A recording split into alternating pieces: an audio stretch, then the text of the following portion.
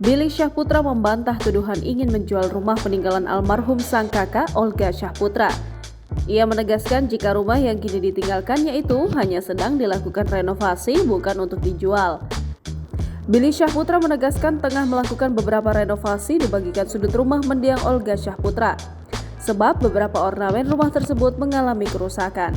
Kemudian beberapa renovasi telah rampung seperti di bagian kolam renang. Lantai kolam renang rumahnya almarhum Olga itu udah the best banget. Kendati begitu, hingga saat ini proses renovasi masih berlangsung. Diketahui sebelumnya baru-baru ini Billy Syahputra disebut hendak menawarkan rumah mendiang kakaknya Olga Syahputra untuk dijual. Bahkan kabarnya Billy Syahputra menawarkan harga 17 miliar rupiah untuk rumah Olga Syahputra itu. Hal itu berawal ketika Billy hanya berniat untuk membuat konten seru-seruan bersama Raffi Ahmad. Pembuatan konten tersebut pun menurutnya telah lama dilakukan dan baru viral saat ini. Jangan lupa subscribe, share, komen, dan like ya!